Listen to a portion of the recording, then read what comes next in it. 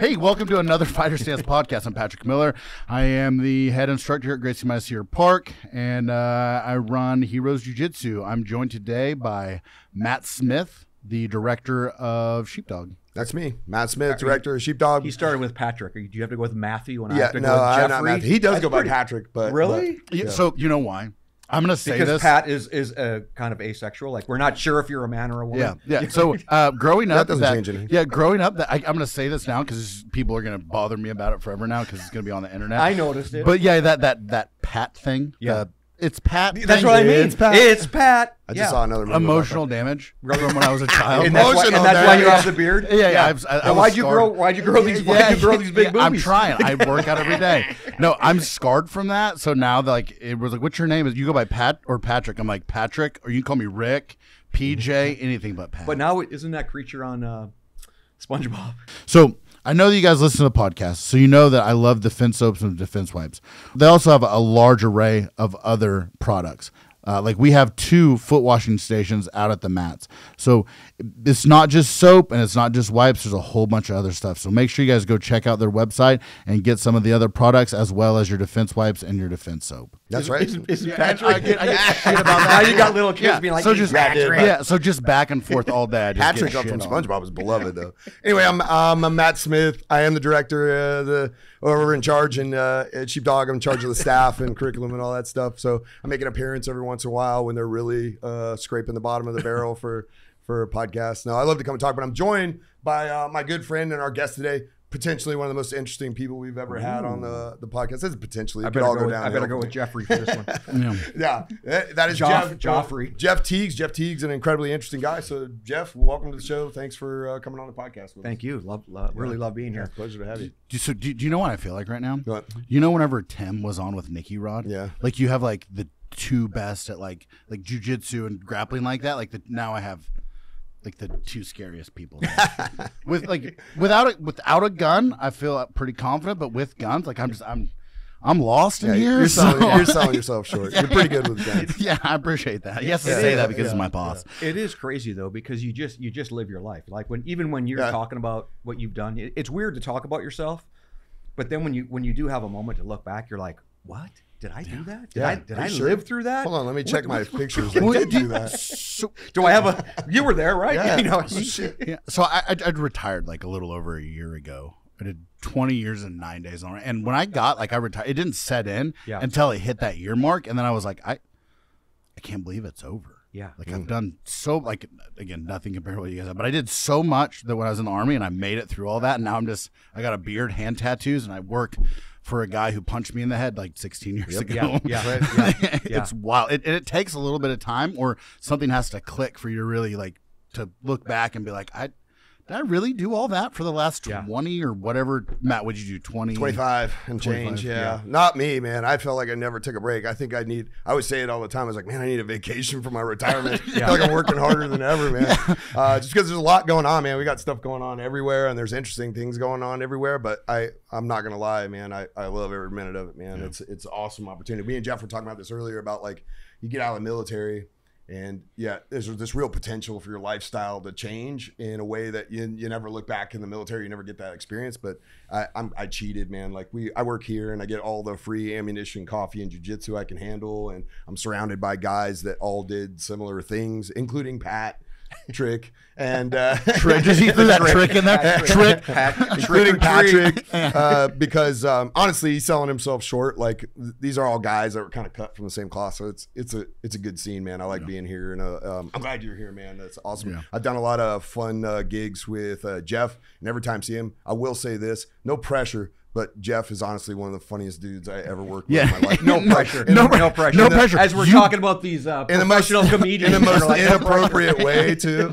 But I warned people, but the first time we ever did a teleconference, it was like, Jeff's coming on. But I was like, get ready, because whenever Jeff sees me, the inappropriate jokes are going to start rolling. And it didn't even take 10 seconds. And I remember everybody in the thing laughed. He dropped something about me transitioning, from the military. Yeah. And everybody thought he was talking about transitioning sexes. And they lost it. I was like, I told you, man, it's going to be tongue in cheek, man. Jeff is funny, man. It's always good being in the field with Jeff. Matt with a wig. Yeah. Not great. Yeah, not good. Not good. High heels. Don't knock it till you tried it, big guy. So, Jeff, where are you originally from? I'm a Wisconsin boy. So I grew up in the Midwest. My family was Wisconsin, Minnesota, North and South Dakota. That's my family. My family's and all from everything you could Wisconsin. imagine. Farmers. Yeah, nice. Kansas. Everything you would imagine from a good, hardworking, middle-class Midwest town. Yep. Farmers, hardworking, a lot of alcoholics. Nice. That's my family. When you go to my family reunion, because it's in Wisconsin too, they're all from Wisconsin. I like to say they're lactose intolerant. Are you they a don't Packers stand fan? people that. Of course. Yeah. Well, because, dude, I grew up in the 70s. It was the Battle of the Bays who'd be the worst. The Buccaneers or the Green Bay Packers. It was like Tampa Bay or Green Bay. They sucked. Yeah. So I'm a Packers fan too, but I'm a Packers fan because of Reggie White. He was my favorite defensive It was better. player. I read his book back in the day. Yeah. And then we got really good when we got like Brett Favre. Yeah, and all those That guys. Favre. Yeah. I'm a Broncos fan. Remember that time the Broncos beat Green Bay? No, in the I don't remember that. I don't think so. Did that ever happen? What are we gonna bring? My dad was a Packers fan. And like the people, just so you know, like just but people from Wisconsin and my family, I'm going to embarrass myself. My aunt is going to call me after I do this impression, but the people in my family can't conceive of the fact that you're not a Packers fan. I'm like, oh, actually, I grew up in Colorado. I'm kind of a Broncos fan. They're like, yeah, but you like the Pack, right, Matt? He's like, come on, man. Drink another beer, man. I'm like, yeah, I mean, I like them and all, but I'm a big Broncos fan. They're like, yeah, but what about the Packers? You know, like, they just can't, like, it doesn't compute with them. The other thing that doesn't compute, have you ever been to Green Bay? Yeah, of course. Have you been to Lambeau? Lambeau's it's I've been to Lambeau. Like, it's a cathedral of football. But beautiful. You drive for 2 hours through the woods. And then there's the stadium. It's like, just like people this- don't understand. It's not Tampa. It's not Vegas. There's it's no not city. Dallas. It's just a little town around a giant coliseum. with 5 bars. Yeah, like it's fantastic. taverns. Yeah, my bad. it's Taverns. fantastic. yeah, You know? but it's also the only team that's not owned by like a family. It's owned by the people. Yeah, that's why they have such an ownership for it. I respect that. It's cool, man. Yeah. Yeah, that's a real cool speed. So did you grow up playing it? Like we just got done in Heroes Jiu-Jitsu, and I noticed you had some of the stuff you were talking about. You used very proper wrestling lingo. Did you grow up playing any sports or anything like that? You know, I did. It was mostly running. So I wrestled a little bit in high school. But what's interesting was I found some success in running really young. Like in 7th grade, they have these cross country races, and running was kind of the boom. You know what I mean? So I think that's, what is that even? It's like the maybe 79, 80 was when I Steve started Prefall fame. A little beyond that. But I was a good runner, so it really pulled me into that space. And when I tried wrestling, that anaerobic burn, it wasn't as comfortable. Like the long, slow endurance burn, where like they call it going into the pain cave. Yeah. You know, where you go into the pain, like rucking. You go into the pain cave for hours and you just live there. I got really used to that. And so I've changed my body and even my mentality from long distance endurance based stuff to jits. I don't know if that's better or worse, but it is what it is.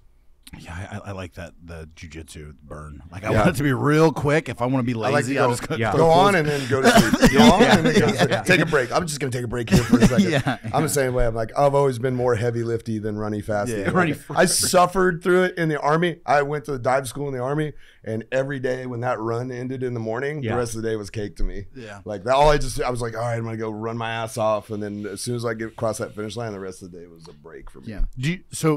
You ran in high school. You wrestled a little bit. I wrestled a couple years. I think I did 3 years of wrestling, and then what's interesting when you look back at like my high school years or all of us in SOF, if we have a couple of guys that like played pro or semi-pro, or there's a something couple. But like if you're good enough to play pro football or whatever, or be a pro runner, you don't join the Army. Like that's what you do. Yeah. You know, like but guys in SOF are like just that next level. Like you're not quite good enough to be pro. Even like a fighter. I mean, Tim's the anomaly, right? Yeah. Like how many people actually get into the UFC, but how many bad dudes do we have that can fight? Yeah, you know, so you get to that point where you're the jack of all trades. Do you think some of that? I look at that and I think of some of it's opportunity, right? Like some of it's an opportunity and being placed at the right place. Like so, there's a lot of guys out there that I met that might be able to do what Tim did, but Tim was in that perfect They're right in the window. Yeah, he was right in that good spot. He's like an X-Men because he has that. His lungs are larger than a normal person. Yeah. Anyways, whatever. Tim, you're mean. So but he was in that right place, right spot, and I think that's like a lot of life is just being in that right place at the right time, kind of deal. Like I'll give you an example. The story you told, which we'll tell it in a little while, but whenever you were in school and you were gonna go be a lawyer or whatever, and then you got that call, and you were He's like, just making shit up now. no, whatever.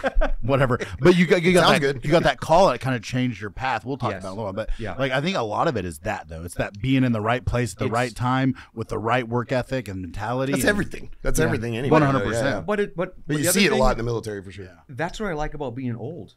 Is you look back at that and you see that, you know. So to your point, when I went to high school, there were 3 of us freshmen that made varsity track and cross country. We were all distance runners. Like that's fairly unheard of. Yeah.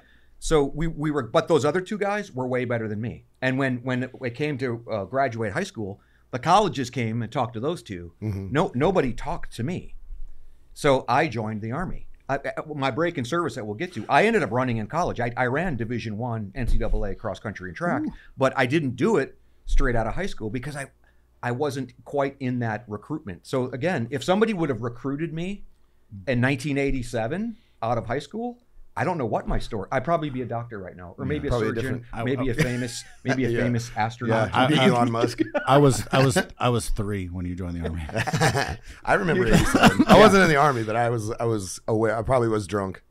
So, but then again, by 87 for sure. And to your point, like, dude, when I came in 87 and all the way almost until the time I got out, being able to ruck and run was it. Yeah. Like this whole new soldier they're making with the CrossFit soldier, that's a whole different guy. We just talked about you joined in 87. Yep. Whenever you went to basic training, were you that guy that the drill sergeants were just like, I'm not running near this dude because you just I could run 10 flat sub 10 2 miles, which again that gives you, you know what I mean? Like again, I don't think I can drive. but that's, I mean, someone in college, that's like you're barely on the team. Yeah. But in the Army, they're like, who the hell? So exactly. It created opportunity for me. You know,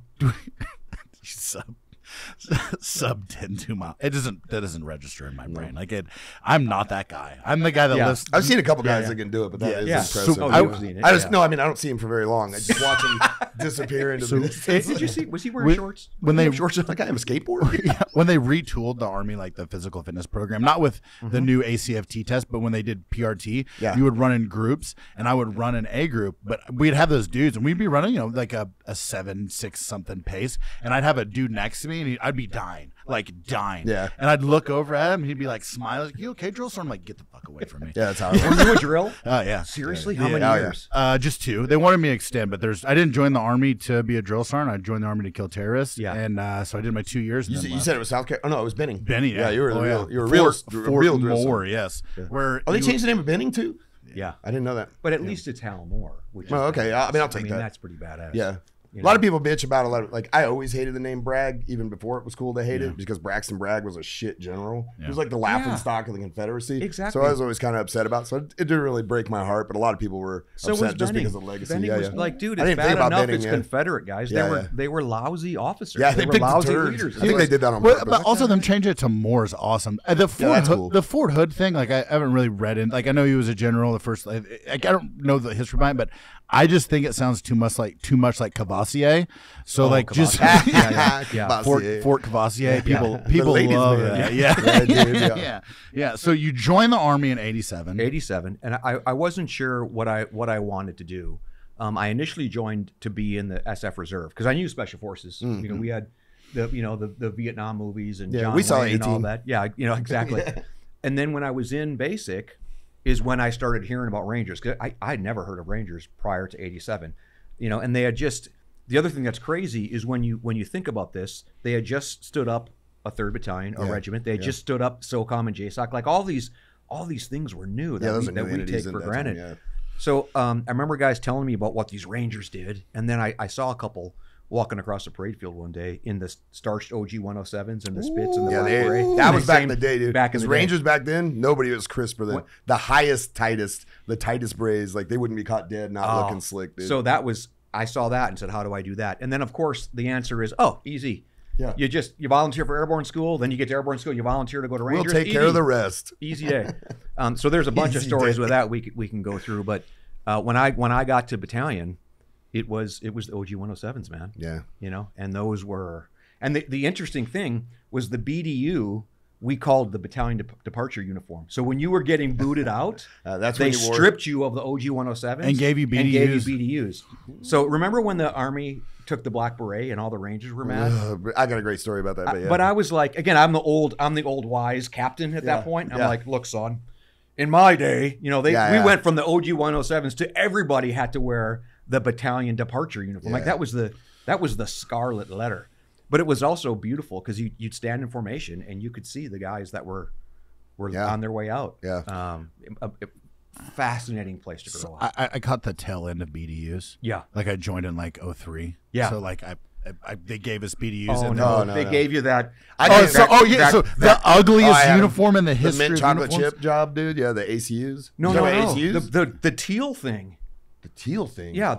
The AC is just the digital pattern. ACUs, Yeah. The teal. But Yeah. That's so ugly. It's the dumbest uniform. That's Shinseki's folly. That's what they should call it. Yeah. Shinseki. I know the story behind that because Shinseki went to brag and he saw a bunch of troopers standing out there with berets on and stuff. And I can remember because I was at Fort Bragg at the time, right? I was a paratrooper and he came to watch something and I just left to go into the Q course. So I transitioned into the Q course and he came through and he went to word usage. Yeah. So transition. And so he goes, I'm starting the qualification course for Special Force. I had just been through selection and he comes to brag for some ceremony. This is documented. This was like in the Army Times or whatever, but he walks up to some ceremony and sees some kids standing there and it's everybody in maroon berets because it's the airborne and they wear berets. Yeah. And he sees some kid just wearing a regular patrol cap and he walks up to him and he says, hey, what's your role in all this? And the kid tells him, he's some support kid that's helping out with the thing. And he's like, well, how do you think they look? And he's like, oh, I hope one day I'll have a beret, sir. And he's like, you know what? I'll give berets to everybody. And while we're at it, we'll change the entire uniform to something new and swoopy. And it was god awful. It was horrible. And that was his concept to kind of like basically participation trophy, everything. So at the time, this is the Ranger story because I was in the Q course and a lot of them are Rangers I'm in there with, like Ranger medics that are transitioning off, or they're just Ranger medics going back to Ranger Battalion to be medics.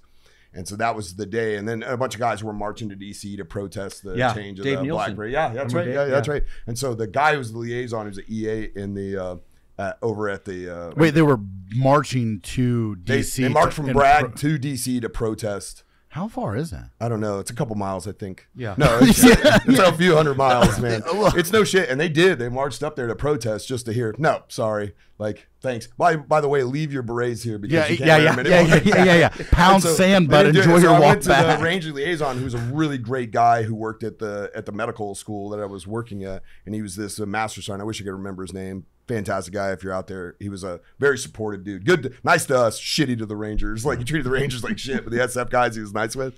And I walked up to him and I was like, hey, I just went over to the uniform stop, the clothing and sales, and I saw they're running a deal that if you buy 2 black berets, they just give you a Ranger tab right at the checkout. They cut your orders right at the checkout. And I remember he threw a notebook at my head. He almost knocked me out cold because I made that joke. I'm going to call you out. So you gave us a class today. Yeah. And you were very particular about the way that things were worded. Yeah. And you just said clothing and sales. Yeah, clothing and sales. Yeah, that's right. And it's clothing sales. Clothing sales. That was okay. one of those. Did you remember that was like one of those stupid questions. Yeah, that's right. At the board where they would ask you and you'd be like, I don't know, clothing and sales. Well, if you don't know, in the Army, that's where you get all your uniforms and stuff. That's where every Army kid gets his first credit card is for clothing sales. Yeah. Oh, with the interest rate of 72% interest rate. Yeah, that's right. That's where you learn about debt. Yeah.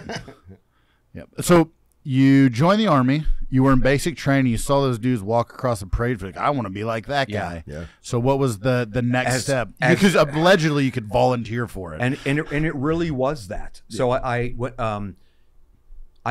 volunteered for airborne school. And so one of the things that was interesting, when I talk to young guys now or gals that are joining the military, I tell them, look, you need to be in charge of your own destiny. Like, Mama Army, Papa Army, you're just a name and a number, if that. So I remember very distinctly one of the early things. So I volunteered for airborne school very, very early. I think I was still in like holdover week. I don't even think I started basic training yet. But one of the days, the drill sergeant, he's kind of standing there and he looks out at the group, again, drill sergeant, and he's going, hey, you 4 go over there, and you 3 go over there, and you 2 go in the back over there. The rest of you fall out. You're going to Germany, you're going to Korea, and you're doing something else. And I was in the Korea line. And I'm like, bro, like I had known enough you don't go to Korea and be a ranger. Like there aren't rangers in Korea. That's the truth. So you either, so I was like, holy cow, this guy just shifted the arc of my life. So he's like, okay, you guys go report. And I just didn't. Smart. And no one, so he's like, you guys go report, and they got their orders to Korea. And I was like, I'm just not going to go. And it happened a second time when he started directing who's going to be a tow gunner, who's going to be mechanized. Yeah. You know what I mean? Same deal. Like there aren't 11 tangos and 11 mics. It's all in Rangers. Bravo now. Same exact thing. So as a before I even had mosquito wings on my collar, I recognized, look, like I respect the drill sergeant, and he's teaching me and turning me into a soldier, but he doesn't give a shit about my life. Because guess what?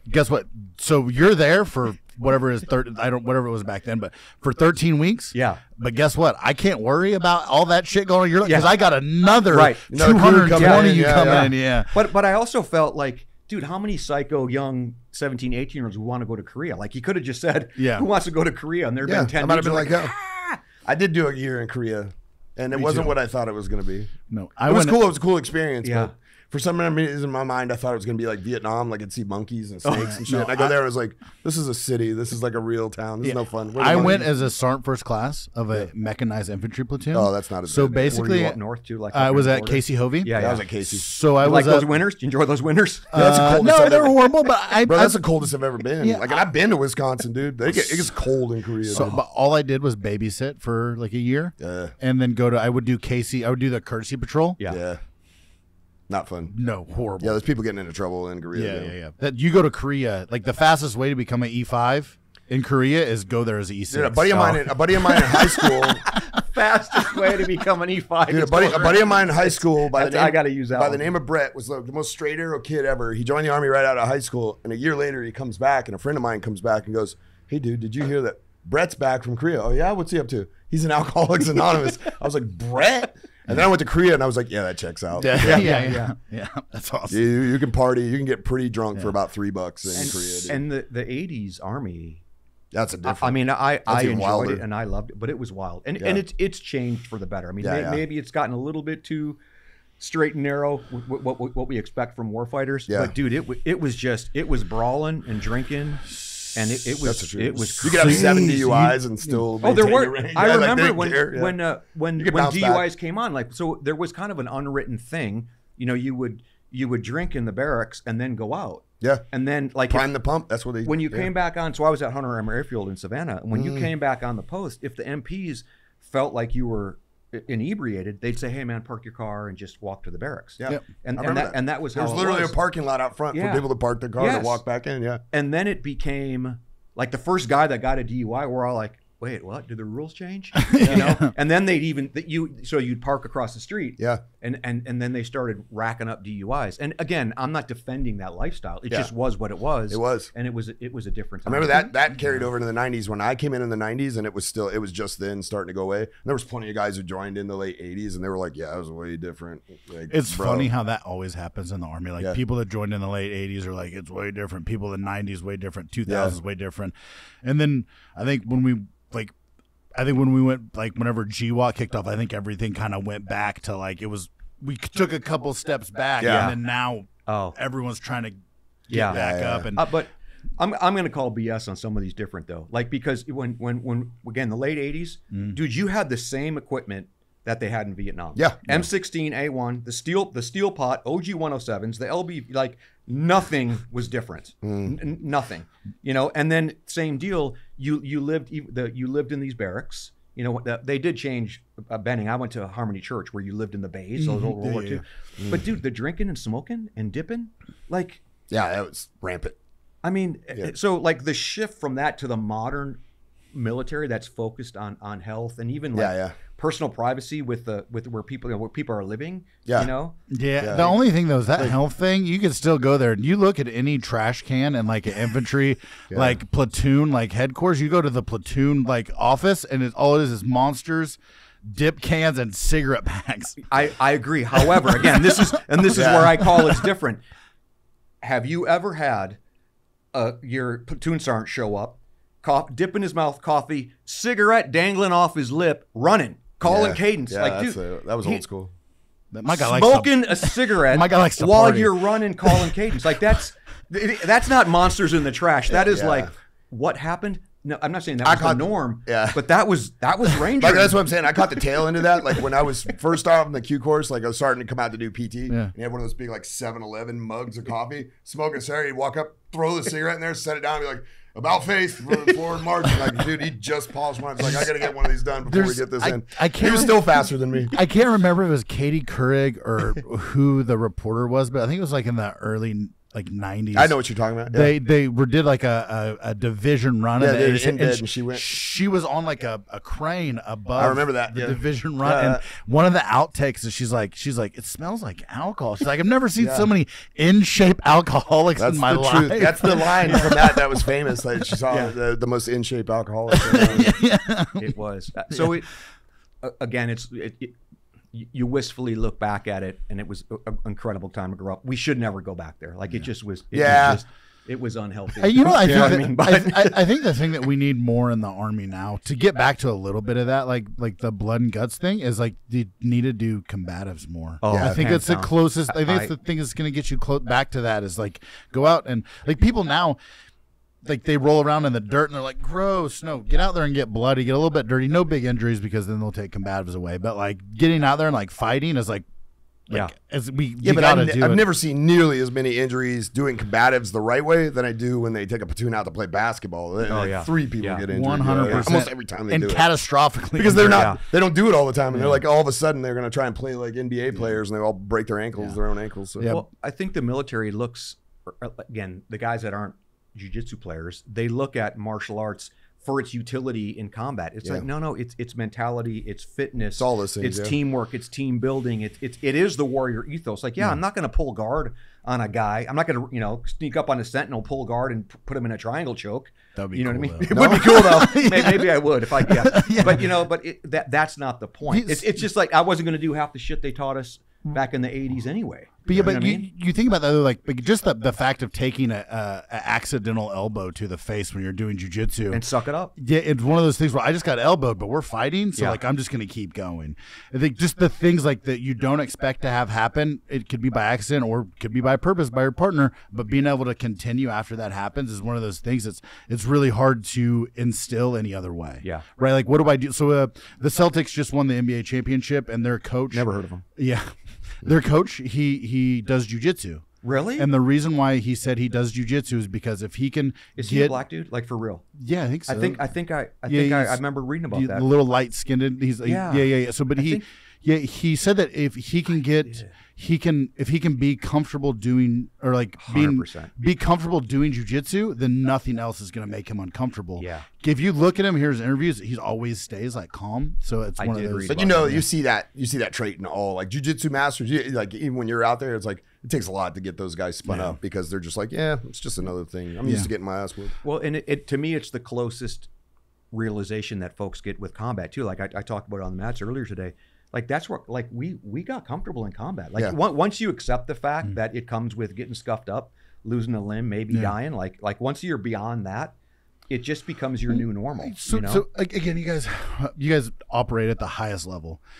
Do you, people are always like they think like combatives or jiu-jitsu is like a life-taking skill. I always kind of looked at it like it was a life-saving skill because let's say you go in a room and there's someone in the room and you like in your head you know that you don't have the ability to fight. Like you put on this facade that maybe you do, but you don't. But you go in that room and you have some jiu-jitsu or some boxing or something. It's going to make you more confident when you enter to maybe not shoot that person, especially if they didn't need to die. Agreed. 100%. Yeah. And I think that's where I remember one time. Rafael Lovato, you guys all know him. He came out. He came out to do a seminar, and I me and my son, we actually drove him back to the airport, and we were talking back and forth, and I was equally like trying to get my head around being locked in a cage of UFC and going one-on-one with a guy as he was in combat, but like I was realizing and trying to help him realize, dude, just like when that door closed, like he said when he'd hear that door lock in the cage. It was like he was in his happy place. And I was like, dude, That's like when that helicopter would flare. Yeah, dude. You know what I mean? That was like, that was my happy place. It's that flow state, right? Like, yes. So sometimes it's hard to get there, especially if you're a hammer. But you get to the point where when everything's going right and you've trained it enough and you can kind of switch off a little bit and you just kind of go, kind of the same thing, right? So it's back to jits. That's where the problem with jits is how long does it take to get there? 4, 5, 8, 10 years? Yeah. It takes time. You mentioned it today or maybe it was yesterday, but with the slow motion. Yeah. That's how jujitsu is to me. Yeah. Often, and that's how combat was. Yep. Like, the things would slow down and you could see everything and things would be moving slow. That's your element. And you're like, okay, I need to move this. And it in my mind, it's like we're moving twice as fast as they are. Yep. Obviously, we're not suspending time. Yep. But because of the training and that stress inoculation, you, for all intent and purposes, you were. Yep. That's why it's hard to leave that stuff behind, dude. When you come back to the mundane, and you're like, dude, I was so good at this. I was so good at this. I wish I could just run into that every once in a while. I'd be like, on second thought, maybe I don't want that in my neighborhood. Now my hips hurt every day, so I don't want to get that. Dude. Anyways, so we're getting so far. Very good, though. Yeah. Back to Ranger Battalion. Yeah, Ranger Battalion. Yeah. So wait, hold on. Sorry, not Ranger Battalion. You dodged Korea twice. Yes. Yeah. So there's a whole story on another podcast. We'll tell it. I've got a crazy story about what I had to wrestle some dirty old man to get my Ranger contract signed, but I ended up getting to Ranger Battalion, and then that's where it happens every time. Every time you have to get something really good done, somehow you got to wrestle. You got to wrestle, but I got to seriously.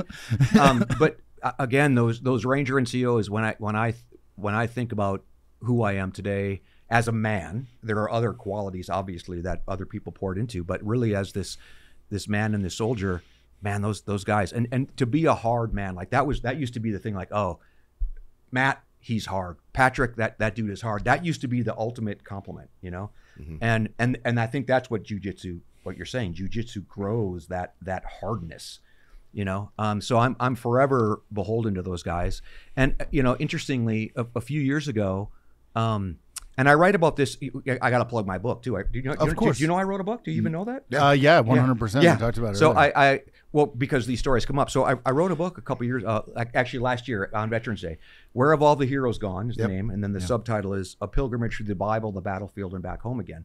And it started out as my exploration of my faith and these Bible stories and like these things that were added to it, and then I slowly crafted in like how those were applied to my life on the battlefield, And one of the stories I talk about there is I went back to Benning a couple years ago, and it was like I went to Ranger School. I went again, and these places are gone, right? I mean, Ranger School still is there, but like Harmony Church is no longer there. Yeah. Where I went to RIP there by Cardiac Hill is no longer there. Yep. Sniper School has moved, But I drove around, and dude, I pulled over in the car, and I wept. I was overcome with emotion because I'm like, these dudes, these drill sergeants like yourself, who seemingly didn't care about me, they had one job: create a soldier. And they didn't know they were creating a soldier who was going to go to Ranger, Special Forces, Delta Force. But those guys that poured into me, I stood there and I cried, and I was like, thank you. I wish I could meet you. I wish I could shake your hand, because you know what? You created a soldier. Yep. You created a commando who fought for over a decade. Yep. And I'm here. Yeah, I'm alive. Thanks to you. Yeah. You always remember your drill sergeants too. Never forget them, dude. Yeah, that's what's crazy. Yep. It's like you'll never forget those good. I remember I looked up to them, I idolized them, and then I went back because I had a prior service duty station before I went to Korea, so I had to go back to where I did base training. Some of them were still there, and I was like, boy, these poor miserable bastards are here all the time. So it's like they never go home. Being a drill sergeant is like hard work, bro. I was the hours are crazy. Lucky and unlucky that I was a drill sergeant whenever Obama got reelected, and they were doing the drawdown. So we had a decent cycle breaks, and we weren't put as many people in. But like for probably the first like 6 weeks, I was like, I told she's my ex-wife now, but I told her and my daughter's like, hey, I'll see you guys in 6 weeks, because you're going to be asleep by the time I get home, and I'm going to wake up before you're there, dude. So I went to basic in 87, right? I was 3. I'm back at Benning. This was either 97 when I was there for the lieutenant's course, or 99, 2000 when I was there as a captain. I don't remember which. So the staff sergeant that was my drill sergeant in 1987, I bumped into him at Benning in 10 years or 12 years later. He was still a staff sergeant. Whoa! What happened? I don't know. Maybe he got busted down. But again, it doesn't matter because to me, he was my drill. Yeah, no. You know what I mean? Like he took me from a 17-year-old kid in Milwaukee to a soldier. That's my drill sergeant was a staff sergeant, right? And I see him 10 years later in Iraq, and he chewed my ass in Iraq. He was a sergeant major at the time, and I don't remember what I did, but like he just chewed me and my buddy's ass. I don't even think we were involved. I think we were just in the area, and he was like knife hands. Yeah. It's called ass chewing. Yeah. He was knife hands, and then he opened it up and went like metal. Not the open knife hand. And I was like, I looked at my buddy. I was like, hey, let's get the fuck out of here. So yeah, they're always going to be scary though. I saw that dude when I was in basic, he was bigger than me. Yeah. Somehow when I saw him 10 years later, I was taller than him. Like I was bigger. I was pretty much the same size, but it's that stigma that you mentally prop them up. Put them on a pedestal. Yeah, for sure. It's wild. So you skipped Korea twice. You got to Ranger Battalion. Yep.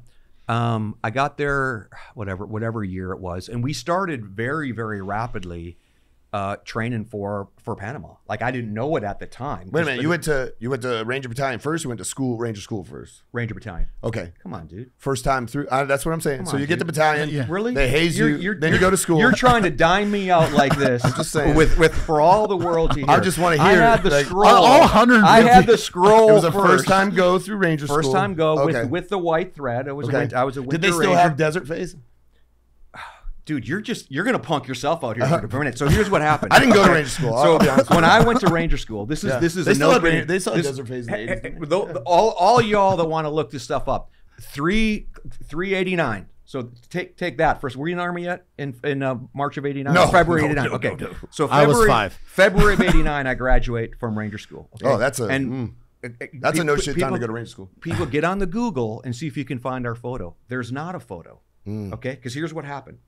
This was when they were going to get rid of desert phase. Yeah. So because I knew my buddy's dad was one of the last instructors in desert phase. Yeah. That's what I was asking. So that was when it was. I mean, people it's still died, hardcore. Right? That's why that was real hardcore, dude. So they're going to get rid of. They're telling us we're getting rid of Dugway. That with Dugway. Yeah, back in Dugway. We're going to get rid of desert phase. So they extended mountain phase. Mountain phase was like a couple days, half a week or a week longer. Lovely. Then we went to Florida phase. It was a half a day or a week longer because that was going to make up for the desert phase.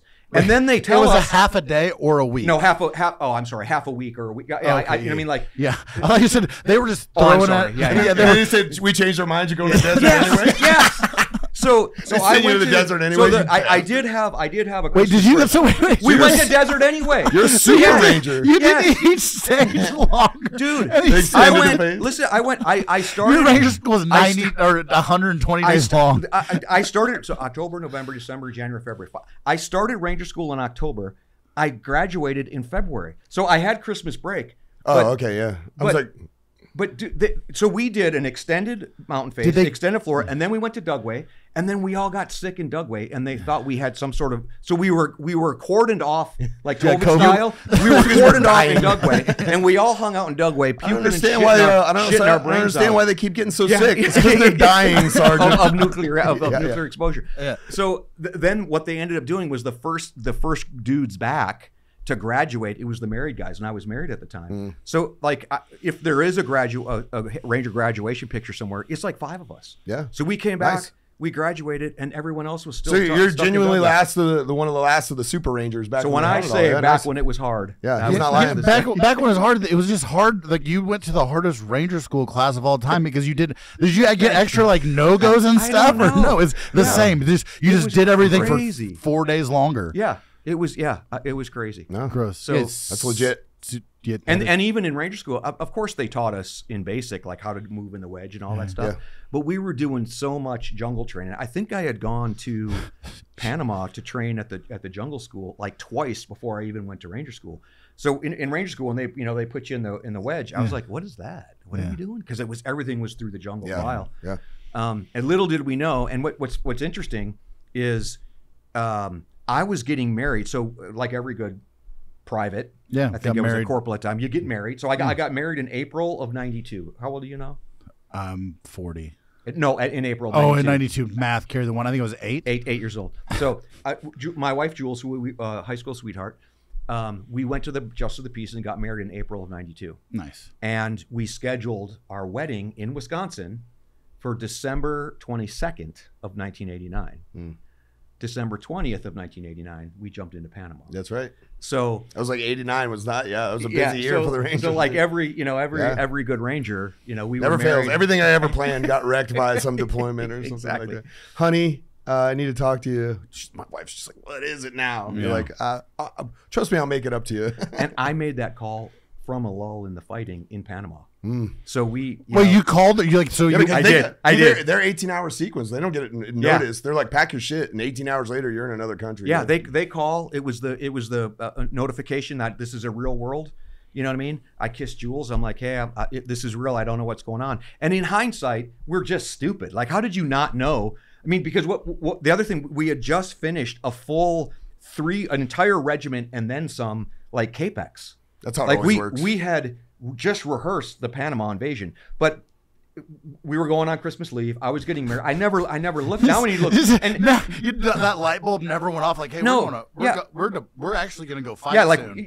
I'm a corporal. You just did a big rock drill. Yeah, exactly. And so we literally, we got back on like that Friday. An NTC rotation. Yes. And they still tell you, like, hey, when we're done, trust me, you'll be able to take some leave after this. Yeah, and then you're like, wait a minute, what are all these pallets doing? Yeah, I literally got home. I think on a Friday or Saturday, showered, hanging out. Sunday night, we're packed to go home, and they called, and you're coming back in. Yep. And sounds familiar. Yeah. So in the the initial fighting, we jumped in and we got a foothold, and we had some some fighting for a couple hours, and things were quieting down, and we were going through some barracks, and I saw a phone in one of their day rooms, and I picked it up and called my wife Colette, 1-800 Miss Tiegs, will you accept this call from Jeff? And I just said, hey, hon, I don't know if you know where we are right now. I can't talk about it, but you need to call my mom because we ain't getting married in 2 days. And my mom did her best. I bet she was super pumped to make that call. She was ecstatic. But again, this is a different world. Like my mom did her best but people still showed up at the church.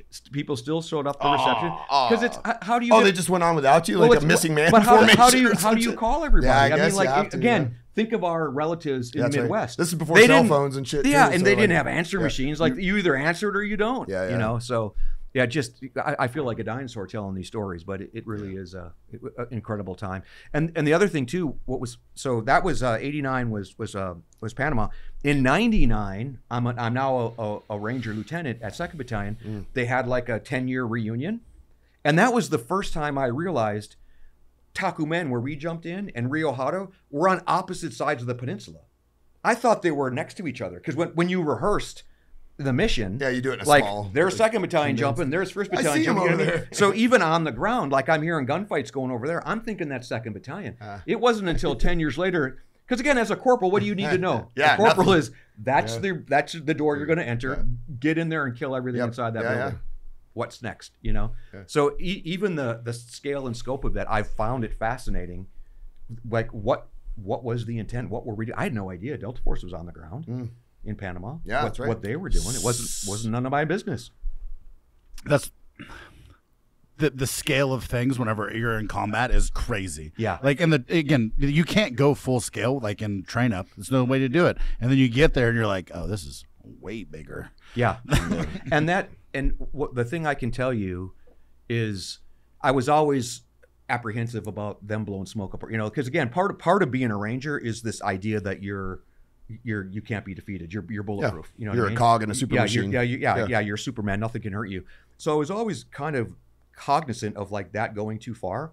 But after I witnessed combat in Panama, it wasn't that I felt invincible, but I was like, oh, they're not blowing smoke up our ass. Like we know what we're doing at the squad, platoon, company. Like we just pulled off a very complicated military maneuver, and we didn't hurt each other. That's true. They did kick a lot of ass. I mean, you're talking AC-130s, gun. I mean, it was like it was on like Donkey Kong. So did a real deal airborne. Like, wow. So what do you? So like never being in special operations or Ranger Battalion or anything like that. So what do you think that is though? What do you think is the thing? Just 100% training.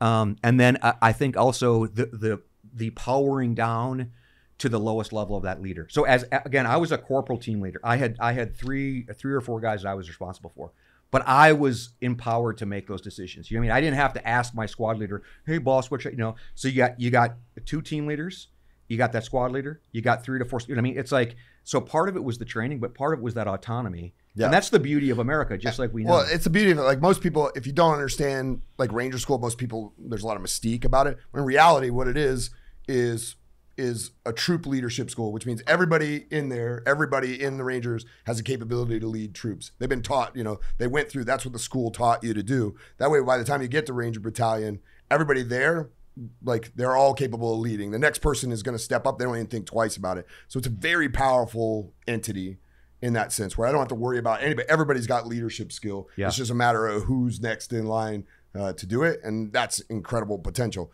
And they showed it because Panama is one of their claim to fame. I mean, they got in there and wrecked shop so fast. I mean, it made other people's heads spin. Like, and there were other people that got hemmed up in Panama, but Rangers weren't one of them. They did a hell of a job. I do remember that because I came in right on the heels of that into the military. And so for me, those were the most recent like war stories. And there were still tons of Panama vets, even in the 82nd and stuff when I went there. And they were all the same way. And the way they trained and talked and acted was way different than the rest of the guys who had never seen any action. Yeah. Well, and it's learning the basics well, right? Like, you know, it's that jiu-jitsu analogy. You can get all sorts of sophisticated, but nothing lands unless it's on those basics, you know? And what's crazy when I think about those times too was how well trained and sophisticated we were, and yet how amateurish we were, you know? And so I was 20 years old, you know, September of '69, my birthday. So young, man. I'm a 20-year-old corporal, and we went, and so how we knew this was for real, because we, you know, again, we thought maybe this was another training exercise where you show up and they had these sandbags and it was your position. So this was the team leader pile, this was the, you know, and you went and it was real stuff. It was real ammo. It was mortars. It was hand grenades. And it was even things like some of these like those little small little Russian hand grenades, and like the ones that burn thermite. Thermite grenades. So there was equipment that you're pulling out and you're like, I don't know what this is. You know, even the little hand grenade, you're like, what's the time fuse on this? Guys are like, I don't know. You know what I mean? I wouldn't hold on to it too long. Yeah, I wouldn't. You know, so even as you're don't test it, just go. As you're getting ready to go in a combat, they're handing you explosives and stuff you've never seen before. You know, and part of it too was they had a demo kit with, you know, all the stuff that you need, the C4 and the time fuse and the deck cord and all that kind of stuff. And they were like, hey, who's going to be the demo guy? And I was the platoon sniper. So I had a accurized M16 A2 rifle. We had a carbon fiber inlay with a scope on it. You know what I mean? A2 or A4? I think did it have the Picatinny rail system on the side? Hell no. I was about to say, because when I went into Iraq, I had a M16 A4. Yeah, no, A2 with the scope on top, and then some of my ammo was accurized ammo too, like so I had like 2 magazines of like not the green tip, it was good ammo. Yeah. And then I had the M24. So that was the first time we brought the M24 into combat. So when I went to sniper school, we were transitioning from the what they call the M14 when they made it to the sniper rifle, M21, right? Yeah, I believe M14, so. M21. So when I went to sniper school, we were stalking and everything with the M14. I mean, I remember it because they didn't want to get the new Remingtons like dirty. That sounds right. So like, no, you're taking the old shit to the field. You're not, exactly. Practice with that and then work with this. I'm going into Panama. I've got my basic load for the M16 A2, and then I have a special pouch with my accurized ammo for the M16 A2. It's an important pouch. And then I had another pouch with the 7.62 rounds accurized, you know, for the M24, because I was jumping in and then they were going to hand me my sniper rifle. So there's the debate, like, who's going to carry the demo? And I carried a little pocket calculator to figure out mills and holds for shooting. So the logic was, hey, Tiegs already has a calculator. Yeah. Like, he might as well be the demo. No one else is carrying a calculator. Give him the demo, give him the demo too. And of course, we had demo training, but it really wasn't demo training. So I was also given the demo So responsibility. all these things, and you're about to jump into Panama. Yep, and I think the only thing I did was 120 like, pounds of can I not ultralight carry equipment? a mortar since I have all this other stuff? That's the And they're worst like, when they step when they're like coming around with the mortars and they're like they got them in the tubes and they're looking for people to give them to. You're just like looking anywhere, but you like don't want to get. Please don't pick me. Please don't pick me. It was like everyone when Jamie Canuta wanted to roll with you today. Everyone's like, I got to tie my shoe. yeah. The people are about to get in it. Speaking of ending, we're gonna go ahead and cut this episode, and we're gonna roll. Man, it goes fast. Yeah. So episode 1, we're gonna continue on episode 2. Thank you guys for tuning in to a Fighter Stance podcast.